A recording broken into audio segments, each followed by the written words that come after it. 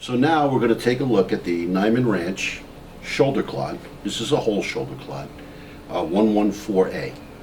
So with this shoulder clod, there's a lot of different components here, so let's take a quick look. On the top, you notice that we have what's called a teres major. So that teres major lives right over here. It's becoming a very popular cut, especially in food service, but retail is now catching on and they're starting to use these. Also, with this, you have a little bit of pectoral meat, which lives right over here. So what we're going to do is we're going to take this out and apply an application to this part of it for some value-added product. So that kind of describes the shoulder clod, the actual clod itself, and then you have the clod heart would also come out of the clod, but we're going to show you just some different cuts with the actual clod itself. So I'm going to start by pulling out the teres major here. So again, it's all following seams. So I just want to work under it a little bit. Get underneath.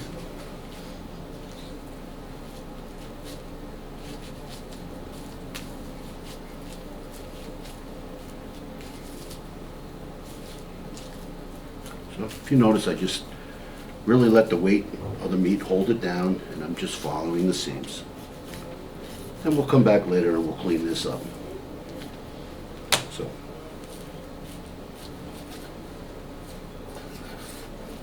that is a full teres major that we will come back, we'll clean it and show you some applications for this later on.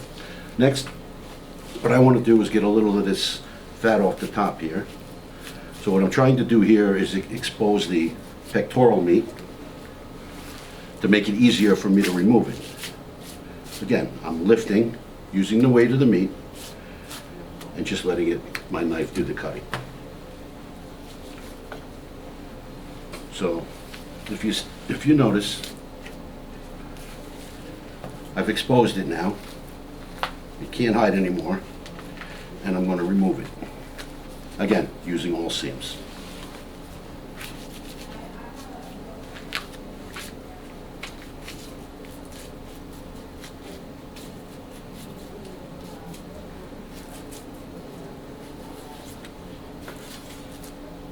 Boom. Again, we'll come back to that later. Take a little bit of the red over here. Remove the fat. Okay. Now, the flatiron. It almost tells you where to cut it. So it's not a seam, but if you look here, there's a natural line here. And this is where the shoulder blade is attached, the top part of the shoulder blade. So when they do the blade pull, they pull the blade. You can see where the bone and meat touched, and you can see the line right along here. So that's what we're going to follow, that natural line right here. There you go. And we'll come back again and we'll clean this up, and we're going to make some flatiron steaks.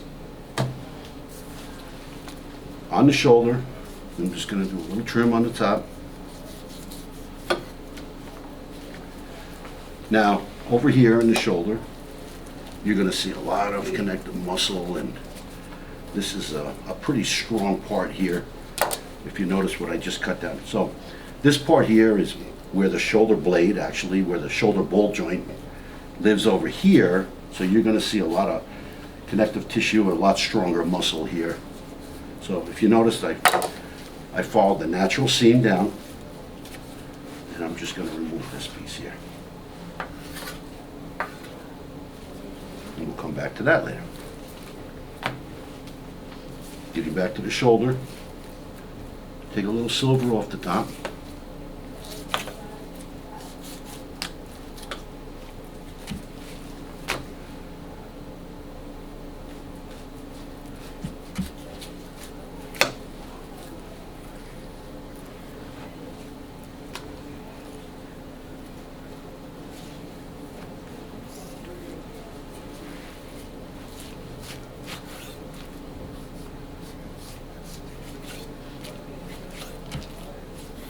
Okay. Now we're set for a couple of applications with this shoulder clod. Clean it up just a little bit more. And you can see how much grizzles through here. So we're going to work off of this end first, back towards the back part of it. So what I like to do is I like to face it off first.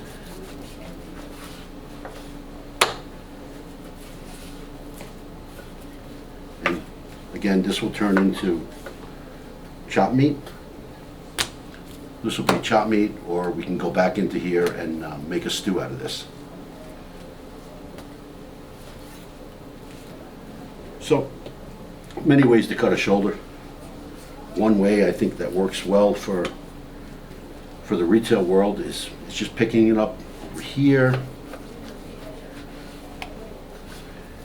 and making nice shoulder London broils, which barbecue well.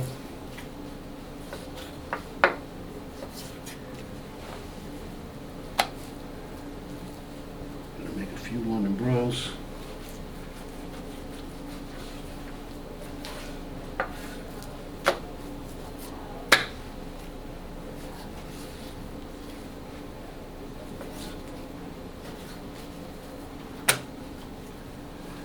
Now you could go into a shoulder steak, which is another very popular cut.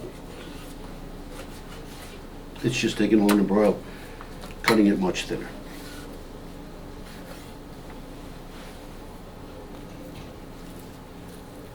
That would be your shoulder steak. So with this piece that's left, you have a couple of things you can do with this. We can fix this up for a roast, shoulder roast. You know, we'd have to take this back piece off. We can make more London broils, we can make more steaks. Again, you're adding value every time you're cutting. You're gonna add money to your steaks, starting with your London broils.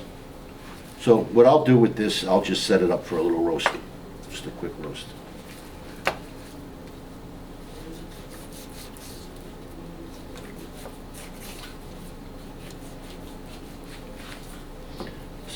When you have to remove this here, it's very tough. Now that it's gone, I'm going to clean up the bottom a little bit.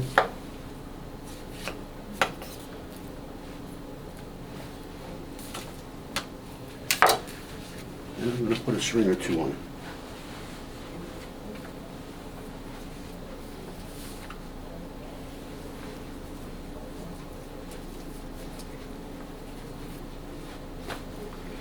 So again, this is just one way of cutting the shoulder and trying to get the maximum amount of cuts out of it as you can for value added. The reason that we tie the roast, there are two reasons why.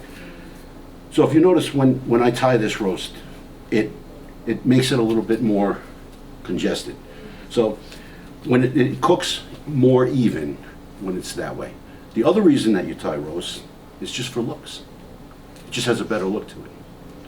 So typically this would be a pot roast, cooked as a pot roast, and you don't really need to tie it, but it does hold it together a little bit better, as you can tell. And we're going to come back now to a few of the cuts I took off earlier.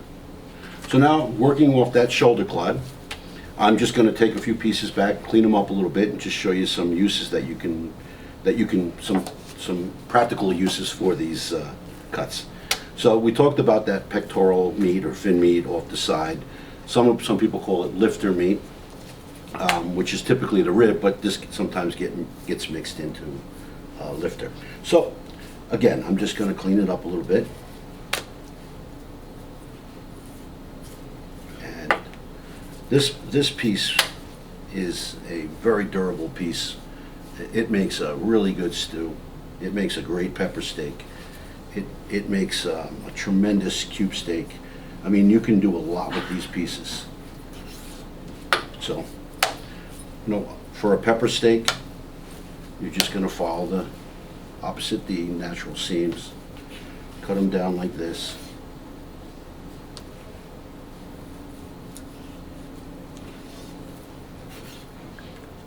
Just to give you an idea, and then we'll take a piece of stew off, and then what we'll do is we'll make a cube steak on the rest of this. We'll run through your cube steak machine, So, just a little way of using that piece. Some people will just grind it, but there's so much more practicality to get out of it. Off the top, I showed you the Teres Major. This is a food service, in demand in food service currently. So this is just a really soft, nice eating piece of meat that you'll find that lives right on the top of the shoulder clod, and a lot of guys would have taken this off and just made stew out of it. Easy to prepare.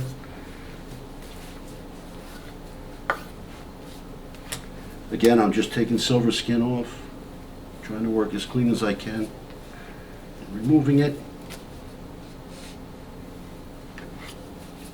I would leave it just like this, as is, on the grill. Teres Major, when it's done, slice it like this.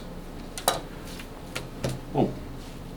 Now, this was the piece off the side of the shoulder. A lot of connective tissue, a lot. So if you want to work these pieces down, following seams, again, great application for stews, or like a lot of people do is they'll just cut this piece up and throw it right into your grinds. The whole shoulder grinds well too. But this is just a way of pulling out the grinds and getting some value added out of it. I just want to clean the bottom a little bit. Again, leaving some meat on so we can grind it.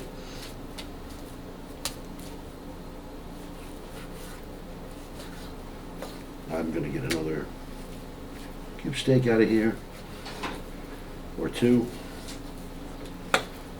right through the cuber, stew, grind. Now, the funnest part of the shoulder is the flatiron. Many, many different names to it. Cut this way would be called the chicken steak.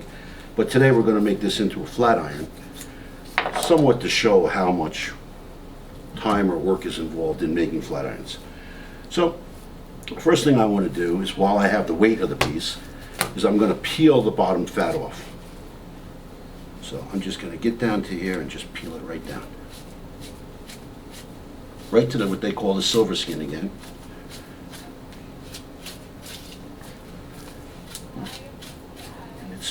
Not that hard to do.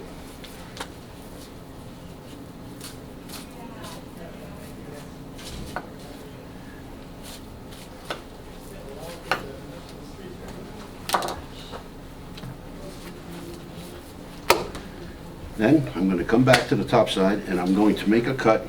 So if you see this piece, I'm going to remove this and just get past this piece right here in the front. I'm going to just cut right in here. That's grind. Now, back on the bottom side, I'm going to take off all the silver skin.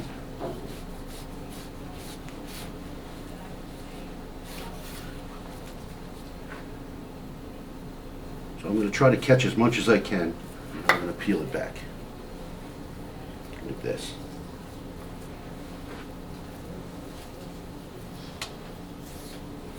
Grab a little bit more here. Peel it back.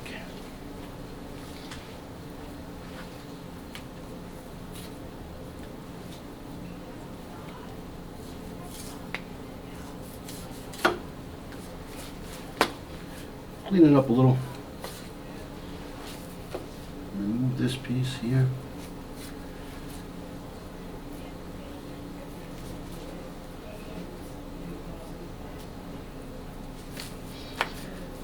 See this here, this is a little piece that lives over here. It's got to come off. On the flat iron, I like to remove as much as I can before I split these. So afterwards, there's not a lot of trim when they're much lighter. I like to use the weight of the meat. So you want to get it as clean as possible, top, bottom. So right now the bottom is cleaned up pretty much as best you can. You don't want to take too much more off. Now the top, you have to peel this piece off here. Starting back here, you'll see I'm laying it out right here. So we're going to just get right down to the silver, Slide your knife along the silver. See how it's coming off? Boom, for grunt. And now we're going to clean off some of this heavier connective tissue on the top.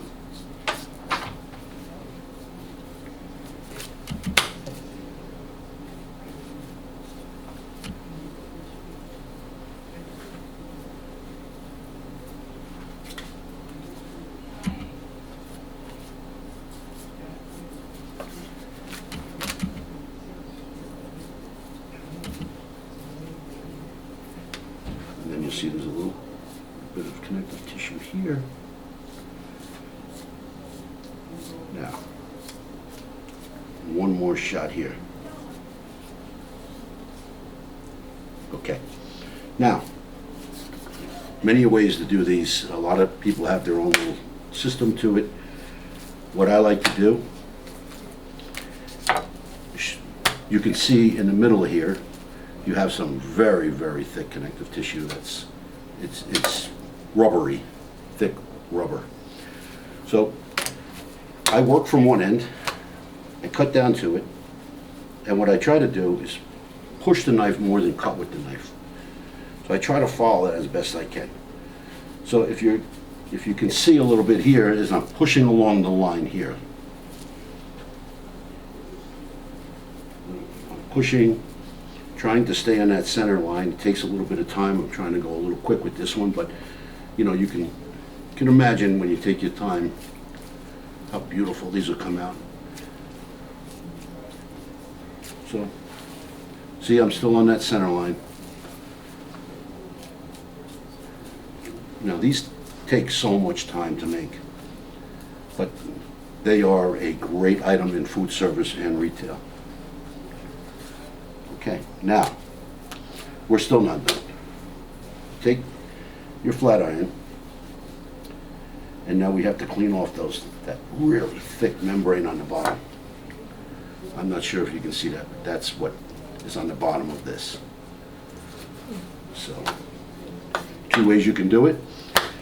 You can scoop it down this way and come back across with your knife, across the bottom, similar to what we just did. Get the heavy stuff off, flip it over, just catch it underneath. Go underneath it. Pull it out.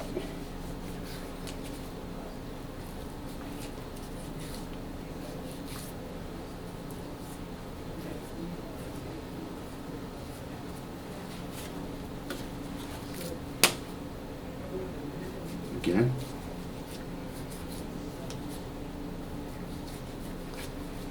There we go. A little bit out of the middle. So, clean it up a little bit. That would be a flat iron steak. After it's cooked, this one holds a little bit more, retains a little bit more water, and that's what causes that little plumpness in it when it cooks. And then obviously it's cut this way against the grain. Okay, so here we go, and I'm just going to clean up the other side of the flat iron.